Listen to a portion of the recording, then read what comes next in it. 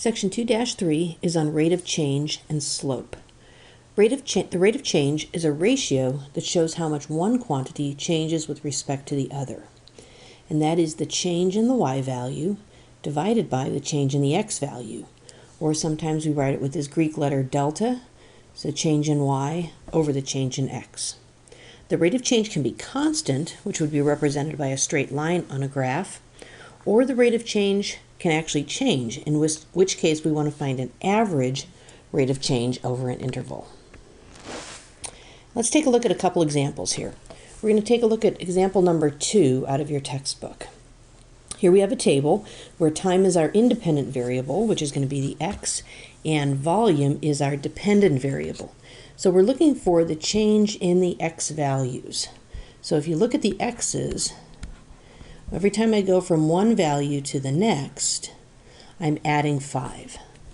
And you can see that that's pretty constant. I'm adding 5. And then the change in my y values, as I go from one y to the next, I'm actually adding 16. So my change in y divided by the change in x is a positive 16 over a positive 5. And if you punch 16 divided by 5 into your calculator, you'll get 3.2. And let's go back to the units. The y was cubic centimeters. So 3.2 cubic centimeters for every 1 second. And that represents a constant rate of change. Here's example 3 from your textbook. And this is not a constant rate of change. This graph shows the number of digital still cameras and the number of film cameras sold by a camera store in recent years. And as you know, the popularity of film cameras has been going down and the popularity of digital cameras has been increasing. So for part A, it asks us to find the average rate of change of the number of digital cameras sold from the year 2004 to the year 2009. So in the year 2009, and we're looking at the blue line here for digital cameras, it looks like there were about 75,000 digital cameras sold. And in the year 2004, there were about 20,000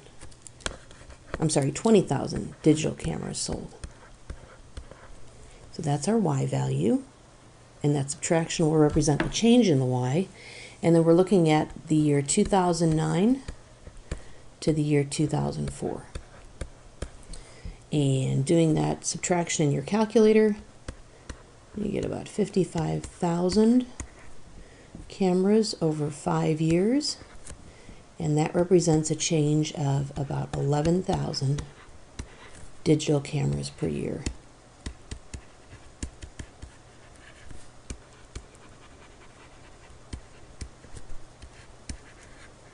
Okay.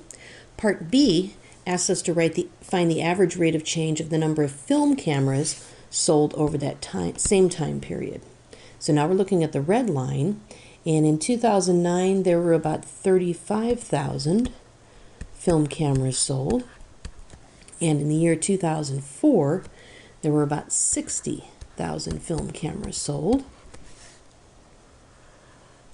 And our time frame again is 2009 to 2004. And doing that subtraction, we get a negative 25,000 over 5 years, where the average rate of change is a negative 5,000 film cameras per year.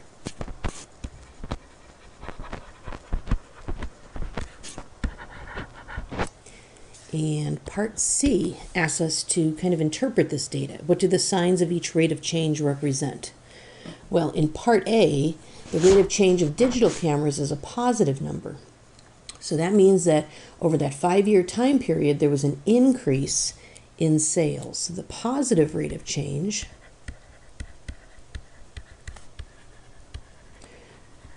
represents an increase in sales. So what that means is on average 11,000 more digital cameras were sold each year.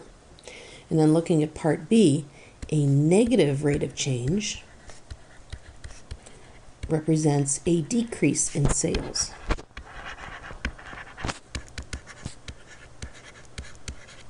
And what that means is that over that 5-year time period, there was an average decrease in the sale of film cameras of 5,000 per year. You'll recall from Algebra 1 that the slope is the rate of change of a line. And you'll remember this little formula for slope here. M equals y2 minus y1 divided by x2 minus x1. It's the same idea as rate of change. It's the change in the y divided by the change in the x.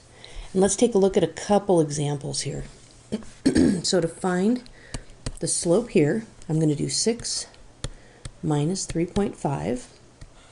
That's my y2 minus y1 over 4.5 minus a negative 1.5. And that's my x2 minus x1.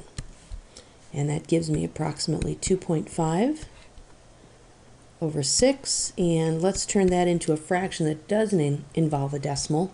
Remember to do this in your calculator. You want to do 2.5 divided by 6. Math, enter, enter. And you'll get the fraction 5 over 12. And we like to have our slope in a fraction because if we had to graph this, that makes it really easy to do it. Here's a couple more examples. Number 2, 1/2, 3/4, and negative 1/2, 3/4. So don't be put off by the fractions. Let's just plug them into our formula. y2 minus y1 is 3/4 minus 3/4.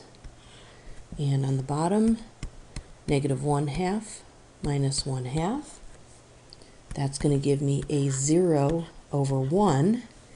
And that actually is the number 0. Remember, if there's a 0 on top of a fraction, that's going to be equal to the number 0. Let's take a look at our third example here. Subtracting my y's, 3 minus a negative 7 over 8 minus 8.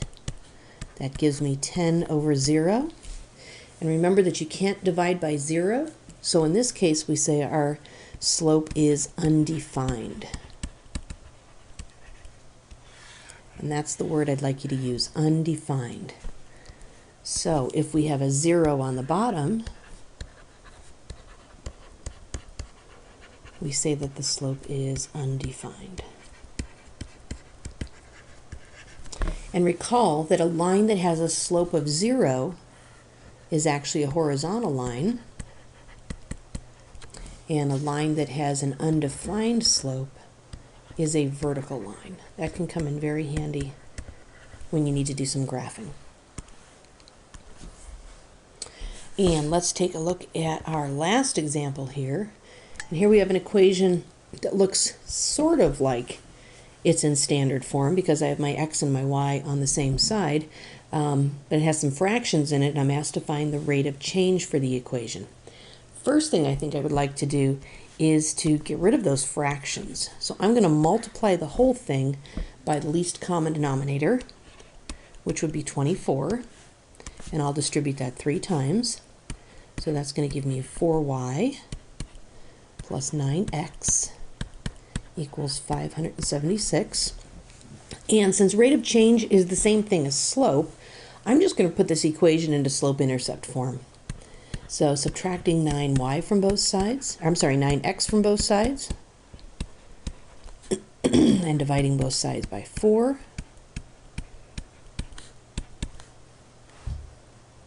I think that turns out to be 144. I can just read right off of this, negative 9/4 is my slope, so my rate of change for this equation is negative 9/4.